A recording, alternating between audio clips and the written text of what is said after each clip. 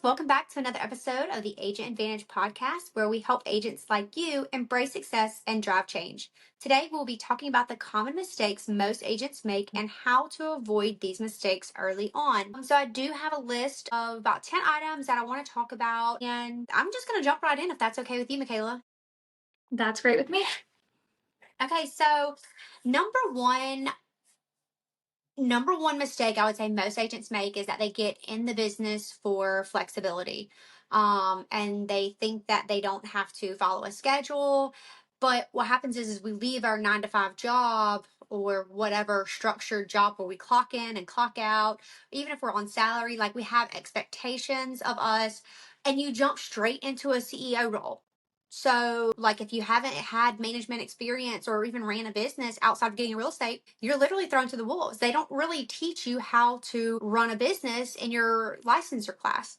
So, a lot of agents struggle with what to do and where to go. Like, where do I go find the business? So, what happens is, and Michaela, you probably saw this too, you get your license and then you show up to the office and you're like, okay, I'm ready to work. Now, yeah. But like something I struggled with too was no one is telling me what to do. So I would just go to top agents and just say like, "Hey, what did you do?" And another thing that I was very big on as a early on and still is training and coaching. I didn't have a coach early on, but I went to every single training class that was available in our office, and there's free Zooms all the time. You can sign up for emails. You can get inside these Facebook groups and start networking with other agents and just ask them, hey, how do I find the business? Don't be afraid to ask. And maybe we'll link some of those below in the show notes so that people can have access to them, because that is how I started too. YouTube videos, Facebook pages, anything like that. There's so much free content like this podcast where people can kind of find tools to help them get started. So we'll link that below. I'll make a note of that. Yes, thank you for that, Michaela. That is a really good idea. Very helpful to agents too to get involved in Facebook groups. So the problem is that they don't follow a schedule.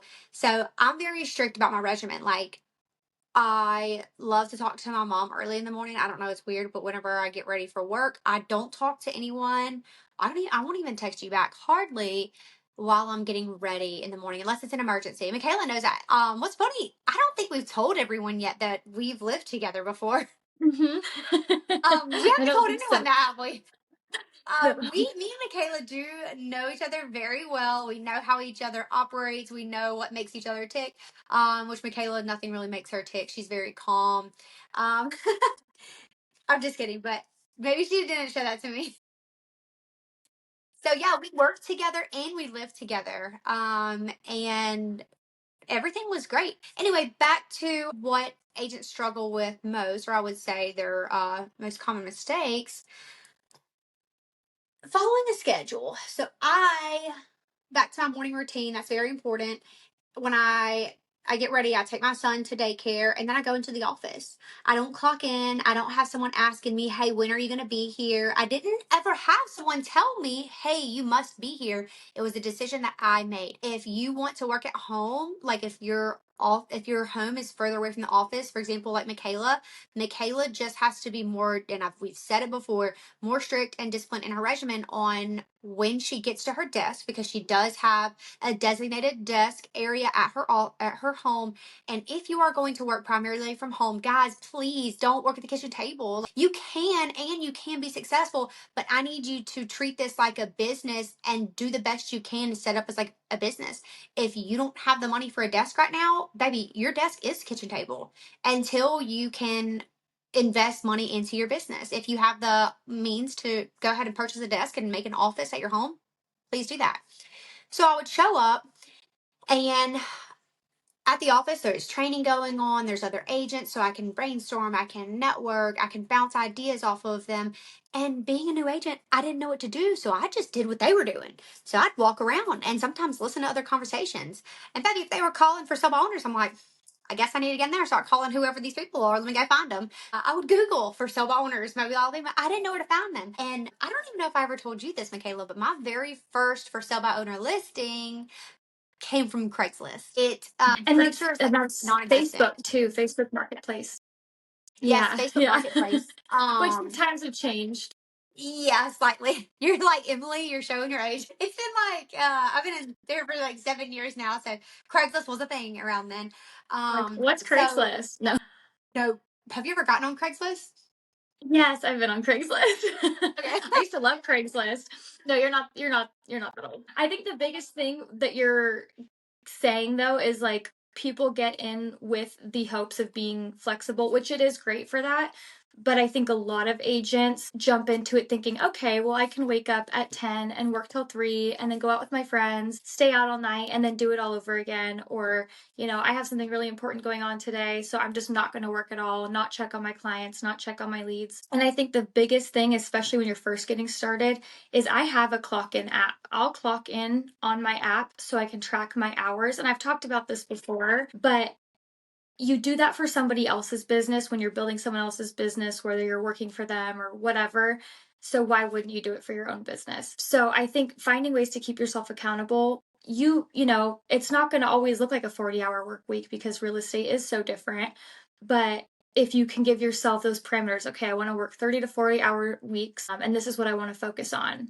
Or maybe you want to work 50 to 60-hour weeks, and this is what you want to focus on. And you really just want to hammer out these different tasks. And the beauty with real estate is you can work longer days and have shorter days, but you have to be consistent and you have to figure out what works best for you. So showing up every day at the office or going to sit down at your desk or your kitchen table or whatever it might be at a certain time every single day, whether that's 9 a.m., 6 a.m., 12 p.m., it doesn't matter. But get there every single day, do those things every single day, and your business will change. It's really what you put into it is what you get out of it. I want to talk about I want to harp on two things that you just talked about. You talked about consistency versus intensity, and I'm going to talk about that in a second. But there's another thing that you talked about that I just want to kind of unpack a little bit, and that is following a routine. You said whether you want to work 30 hours, 40 hours, 50 hours. When I first started, honestly, I didn't have a spouse or a child. I was working like 60-hour work weeks, 60 hours just because I was trying to make it happen, which also I quit my job cold turkey. And I was going to talk about that too, about having another source of income, like a partner or a spouse who can help you, or another source of income. Or if you quit cold turkey, maybe have retirement or something. That's what I did. So anyway, let's unpack what Michaela talked about. A routine, a plan. Whatever it is, there has to be a plan. You have to have a plan in place. Like you have to have a calendar that says, okay, I'm going to do this, this, and this, and this. If you don't, then you are truly planning to fail. A failure plan is a plan to fail. And the second thing is consistency over intensity. So let me break that down. When you just throw a big, huge bucket of water at a rock, nothing happens. But think about rivers and streams whenever the water's just flowing. It's a light flow. It's not a whole bunch of water at once. It's less water, so aka less work, but slowly and slowly and slowly those rocks will begin to separate to create more flow for the water. That is the same thing in your real estate business or owning a business at all. Is it's all about consistency. Consistency will win time and time again over intensity. And when you're talking about like, oh, something came up. Oh, something came up. Oh, I have this event. I have this family event. Guess what, y'all? It's freaking life. And life will life you to death. Every single day, there is something to do that your personal life calls for you. But break that up. Say, okay, I'm going to do this and I'm going to work this time to this time. Just like Michaela said, if as long as you have a plan, then you're set. You can still go do what you want to do. It's just erase and replace. Okay, so if I erase my work schedule, my lead generation and lead follow up, I'm going to replace it at this time frame. And you have to hold yourself accountable. No one else cares about your business as much as you care. It doesn't affect anybody else really, unless you have a family or any, and we'll talk about that at later episodes, but it affects you the most and no one's going to hold you accountable unless you have a partner or someone that you can work with, which we always recommend. But it's really what you put into it is what you get out. And so I think make times that you're unavailable. You're not available from 9 to 12. That's when you're doing your lead generation, your important business follow up, anything like that. Just say you're not available during that time. Anything outside of that you can work around, but that's your solid time every single day. And as you progress and you get better at doing certain things, maybe you don't need 30 hours a week to do your lead generation or your lead follow up. Maybe you only need 15 hours as the years go on. It just depends. And so you'll have to adjust your business model to fit what your life looks like at that time, if that makes sense. I agree. Next topic is, or next bullet point is going to be forgetting that we are actually in sales. You got in the business to help people. You got in the business to serve people. You don't want a cold call and you are not a salesperson. I hate to break it to you, but you are. And guess what? You can still serve people. You just have to go find the people to serve, right? If you sit back and say, oh my gosh, I just love helping and I love serving, who can I help? But you don't aggressively go pound the pavement to find these people because you're not going to find them hidden alone in your little cubicle or behind your desk or behind your cell phone, right? Where are you going to meet these prospective buyers and sellers? Like, where are they seeing your face? How are they going to get to know you in order for you to sell them a home? And we have an episode coming out about that very soon. Yes, So I'm excited about that one. yes. Remember, we have to have a customer. We have to go find the customer. Another problem is that we get in this habit of lead receiving. So once you start generating more business and you've been in the business for a couple years, then you start just lead receiving. It's like, hey, I have a referral for you. Hey, my friend wants to sell a house. Hey, this is going on. I got a text message today. Hey, unfortunately, my grandmother passed away. We'll need to go ahead and list her house. I could probably get by on just lead receiving, but I've been in the business for 7 years. And what I said I could probably get by. So like I can have food in my mouth and in my child's mouth, but like I can't ever grow, can't move up. I mean, I can get by. The problem is we get comfortable and we just lead receive, and the growth opportunity is in the lead generation. And I'll add to that, the fortune is in the follow up, not the generation of the lead, but in the follow up. So, for example, I'm generating business. I'm sitting here making my calls. Someone says, oh, yes, I do know my friend who wants to buy a house, but I'll give her your information. It'd be great if you can get their information, but if you don't, now you need to call that friend maybe the next day. Hey, I haven't heard from your friend yet. I just wanted to follow up with you. The problem is we have that conversation and we hang up the phone and we completely forget about it because we think, oh, they'll call me when they're ready. Are you trying to sell? Or you just have a product that, you're just going to sit there and just twiddle your thumbs and just say, well, Lord, if it was meant for me, it'll come. We got to go work for it. It's not going to just fall in your lap. And Michaela is a testament to that too. I have worked really hard for where I am, and Michaela has too. Michaela put in a lot of work, and I saw that whenever she was a brand new to real estate. So I feel like it's kind of cool that I got the front row seat to see Michaela literally flourish in her career and go so hard and to be where she is now in the short amount of time. How many years has it been, Michaela? Going on my 4th. Oh my God, it's been that long? Okay, that's crazy. I thought it was like 2 years. That's so funny. Again, life be life. But yeah, not following up. So lead receiving and not following up are the last two topics that or points I wanted to make. We already talked about not following a routine, but to be successful in this industry, you don't have to wake up at 4 a.m. and get 3 hours of sleep. Do you agree, Michaela? I agree. And it's easy to get out of a routine too. So I think when I was in Alabama, I felt like I had to be in the office 8 hours a day. And I'll say now, working 5 to 6 hours a day on the important things, I get way more done and I have way more business than I did when I was sitting in the office for 8 hours, twiddling my thumbs, figuring out what to do next. So I think having a game plan or a roadmap, if you will, is going to be a much better use of your time versus trying to do everything at once. And so our next episode that we have coming out on how to get your first 10 leads, I think that's going to be really helpful if you're just starting out. But the biggest thing is figuring out what works for you and sticking with it. Yes. Hopefully that answered your question. Long-winded answer. No, I agree. Because the next thing I wanted to talk about is we need to get better at managing ourselves, right? And prioritizing our day and our tasks because we can't manage time. And a lot of people say, oh, it's about time management. You can't be a manager of something that you have no control over, okay? You can't control the time. The time ticks, but you can control yourself. Focus on what you can control because focusing on things you can't control really is exhausting and it will frustrate you. So focus on getting more intentional with the things that you are doing within your time rather than just doing things to do them. right? Another thing I want to talk about is that they give up too fast. It takes 60 to 90 days for the activities you're currently doing to come to fruition. And most people work for a week and expect to have a pending. So if I work 50 to 60 hours a week, I should deserve like a pending, right? Like, that's really not how it works. I mean, it takes like a month to get that, 2 months sometimes, three Well, you have months to to even.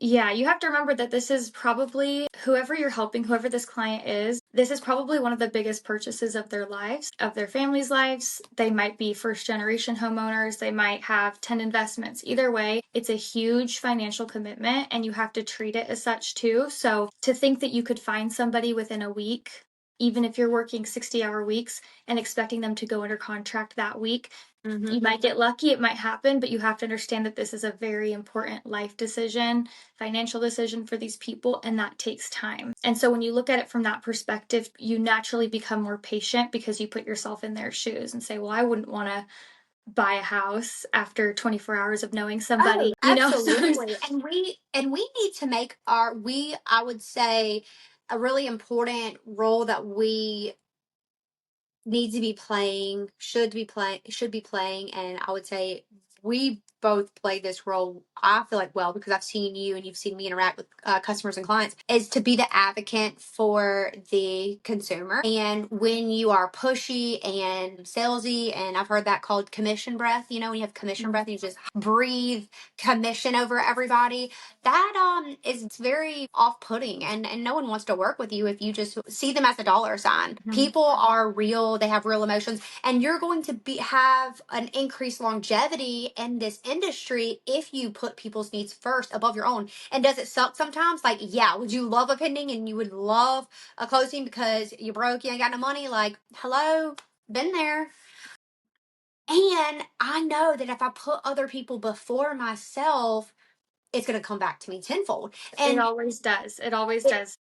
yep, Yeah. we just have to do the right thing. And a lot of people think that our industry is crooked, corrupt, and people are snakes. I mean, they're out there, and we deal with them all the time. We gotta talk on the phone with them, and we get cussed out by even people we work with. And we're not all like that. There's a lot of good realtors and real estate agents out there that are looking to advocate for you as the consumer, and we're not against you.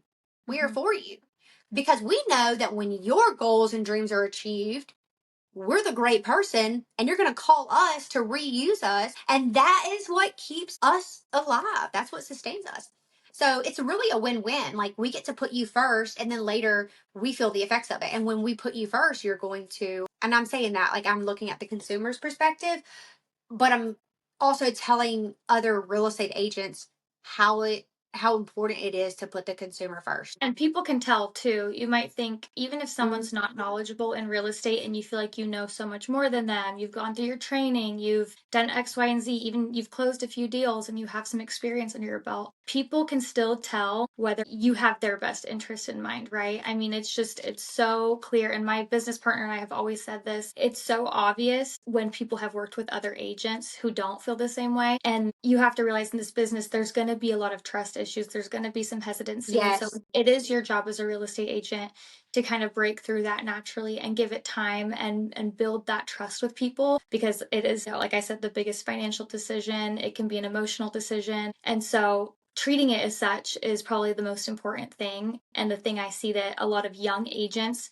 kind of glaze over because they're so excited to be in this new career and have these closings, but I think a lot of times the consumer gets forgotten in that. And so that's one of the biggest things I would say is important to remember why you're doing what you're doing. Yes, I love that. We'll literally, like, we could just leave the episode at that if we I wanted know. to, but we won't. We have a couple more things to talk about, and the next point I want to make is that they give up too fast.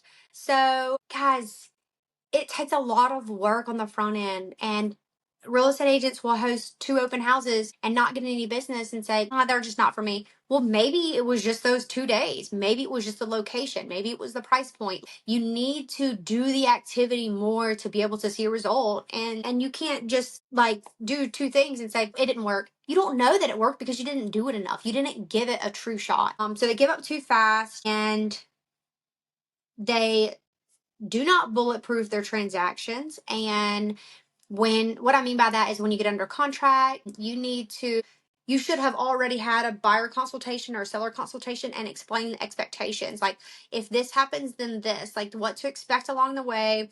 Talk about your earnest money or escrow deposit. You talk about your home inspection. This is for buyers. You talk about all those things up front. Like, hey, your home inspection is going to be 47 pages long, and that's okay.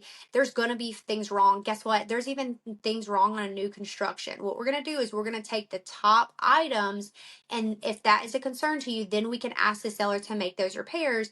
What typically happens is they counter, and like you explain all this to them in the consultation. I'm not going to break down into my whole script, but that has to be explained to them, because most relationships fail due to unmet expectations. The unmet expectations were due to unset expectations. So set the expectations. So that's a good point, Em.